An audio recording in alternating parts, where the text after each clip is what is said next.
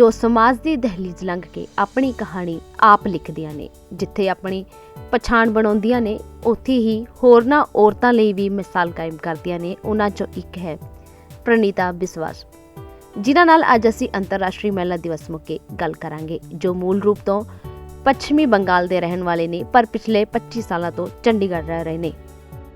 ਪ੍ਰਨੀਤਾ ਨੇ ਅਰਧ ਸਰਕਾਰੀ ਸਕੂਲ ਵਿੱਚ ਲੱਗੀ ਪ੍ਰਿੰਸੀਪਲ ਵਜੋਂ ਨੌਕਰੀ ਨੂੰ ਪਿੱਛੇ ਛੱਡਿਆ, ਝੁੱਗੀਆਂ ਝੌਂਪੜੀਆਂ ਦਾ ਇਲਾਕਾ ਜਗਤਪੁਰਾ ਚੁਣਿਆ ਅਤੇ ਉਹਨਾਂ ਬੱਚਿਆਂ ਨੂੰ ਪੜ੍ਹਾਉਣਾ ਸ਼ੁਰੂ ਕੀਤਾ। ਜਾਣੋ ਕਿਵੇਂ ਸਫ਼ਰ ਸ਼ੁਰੂ ਹੋਇਆ। मैं असल में यहाँ पे नियर बाई मैंने रेंट पे हाउस में थी। मेरे हस्बैंड का पोस्टिंग का जॉब है, तो मैं उनके साथ, ये भी मेरा एक बहुत फ़ायदा हो, मैं दुनिया देखा मैंने घूमते हुए, हर जगह पे, हर शहर, हर गलियों के बच्चों को मैंने देखा।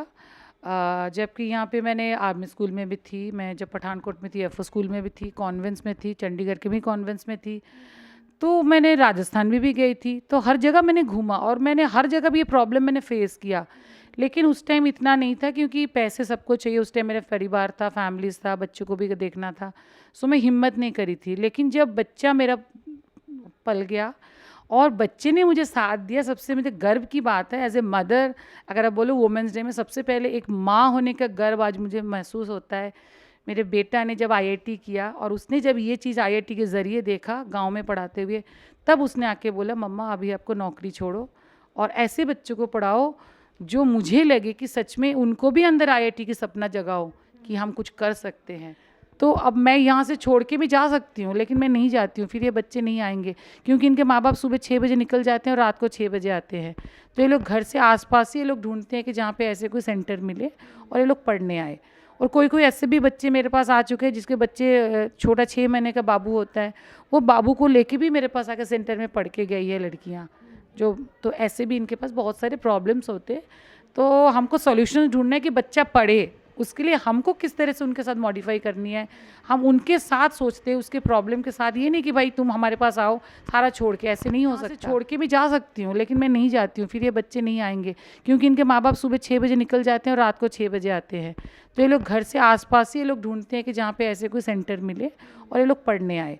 और कोई कोई ऐसे भी बच्चे मेरे पास आ चुके हैं जिसके बच्चे छोटा 6 महीने का बाबू होता है, वो बाबू को लेके भी मेरे पास आकर सेंटर में पढ़ के गई है लड़कियाँ जो। तो ऐसे भी इनके पास बहुत सारे प्रॉब्लम्स होते हैं। तो हमको सॉल्यूशन ढूंढना है कि बच्चा पढ़े, उसके लिए हमको किस तरह से उनके साथ मॉडिफाई करनी है। हम उनके साथ सोचते हैं, उसके प्रॉब्लम के साथ। ये नहीं कि भाई तुम हमारे पास आओ सारा छोड़ के, ऐसे नहीं हो सकता। हमको भी उनके साथ जोड़ना पड़ेगा। तभी मैंने इस्लाम एरिया छोड़ी नहीं हूँ मैंने यहाँ पे। ਪ੍ਰਨੀਤਾ ਨੇ ਸਲਮ ਏਰੀਆ ਦੇ ਬੱਚਿਆਂ ਨੂੰ ਪੜ੍ਹਾਉਣਾ ਸ਼ੁਰੂ ਕੀਤਾ, ਪਰ ਉਸ ਤੋਂ ਪਹਿਲਾਂ ਕੰਮ ਹੁੰਦਾ ਸੀ ਉਹਨਾਂ ਨੂੰ ਸਿੱਖਿਆ ਪ੍ਰਤੀ ਜਾਗਰੂਕ ਕਰਨਾ, ਬੱਚਿਆਂ ਤੋਂ ਪਹਿਲਾਂ ਉਹਨਾਂ ਦੇ ਮਾਪਿਆਂ ਨੂੰ ਜਾਗਰੂਕ ਕਰਨਾ ਅਤੇ ਫਿਰ ਬੱਚਿਆਂ ਨੂੰ ਪੜ੍ਹਾਈ ਲਈ ਤਿਆਰ ਕਰਨਾ। ਜੇਕਰ ਕਿਸੇ ਦੀ ਕੋਈ ਦਸਤਾਵੇਜ਼ੀ ਕਮੀ ਹੈ ਤਾਂ ਉਹ ਵੀ ਪੂਰੀ ਕੀਤੀ ਜਾਂਦੀ। ਲੋੜਵੰਦਾਂ ਨੂੰ स्कॉलरशिप तक भी मुहैया करवाई जा रही है। क्योंकि 8वीं तक के सबके पढ़ाई फ्री है सरकार के बाद, 8वीं के बाद इनके फीस लगना शुरू होता है। तो हम क्या करते हैं, जो बच्चे वहाँ से पढ़ना चाहते हैं आगे, बहुत सारे मामले होते हैं कि नहीं भाई हमारे 8वीं तक के बाद हम नहीं पढ़ाएंगे, तो फिर उनको हम मोटिवेट करते हैं। उसमें से जो बच्चे रह जाते हैं उनको हम स्कॉलरशिप देते हैं और उनको आगे पढ़ाई का सारा खर्चा हम खुद उठाते हैं। तो उनको पढ़ा के आज तक की हर साल मेरे से 40 से 50 के बच्चे स्कूल चले जाते हैं एक जगह पे। उसके बाद जो 10वीं के बाद होते हैं वो अभी तक मेरे के 150 से 200 बच्चे अभी तक वो ग्रेजुएशंस कर रहे हैं जो मेरे नॉलेज पे है। तो 10 साल में अब मान लीजिए कम से कम 15 से 20 बच्चे 10th करने के बाद अपने पढ़ाई के साथ वो आगे बढ़ रहे हैं। ਪ੍ਰਨੀਤਾ ਨੇ ਕਿਹਾ ਕਿ ਉਹ ਮੰਨਦੇ ਨੇ ਕਿ ਪ੍ਰੋਬਲਮ ਜਾਂ ਸਮੱਸਿਆ ਕ੍ਰੀਏਟਡ ਹੁੰਦੀਆਂ ਨੇ, ਕਿਸੇ ਸ਼ਾਸਤਰ ਵਿੱਚ ਨਹੀਂ ਲਿਖਿਆ, ਸਮਾਜ ਨੇ ਹੀ ਦਾਇਰੇ ਬਣਾਏ ਨੇ, ਪਰ ਤੁਸੀਂ ਆਪਣਾ ਸਮਾਜ ਖੁਦ ਬਣਾਓ, पर उस तो पहला सही गलत नू समझो। घर छोड़ के सिर्फ बाहर की सेवा नहीं हो सकता, because charity begins at home. जब आप घर के भला नहीं करोगे तो बाहर के भला कैसे कर सकते हो। घर से खुश आओगे तभी आप बाहर खुशियाँ बांटोगे।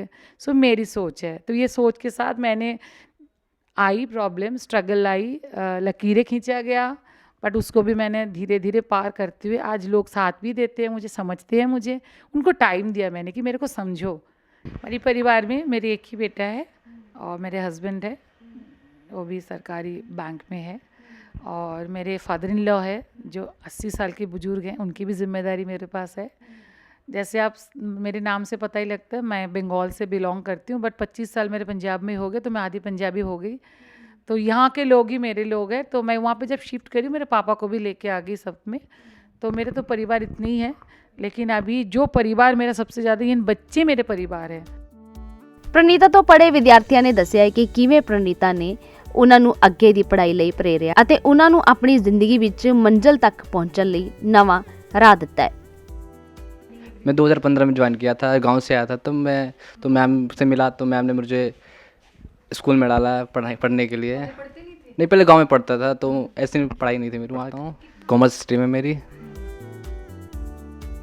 पहले मैं पढ़ाई वढ़ाई नहीं करता था। मेरे भाभी थे, वो मैम को जानते थे। उन्होंने बताया था कि मैम ऐसा ऐसा पढ़ाते हैं। तो फिर उन्होंने बताया था मेरे को। फिर मैं मैम के पास आया था। मैम ने बोला था कि हम ऐसे ऐसे पढ़ाते हैं, क्या आगे बच्चों को। फिर तो मैंने मैम के पास गया था। और भी हम बहुत सारा कुछ सीखते हैं, ड्राइंग वगैरह करते हैं, बच्चों को भी सिखाते हैं। और मैम के साथ बहुत अच्छी अच्छी जगह जाते हैं, दूर दूर। मैम जैसे कि ABCD नॉर्मली जैसे करते हैं बच्चे, उससे स्टार्ट किया था।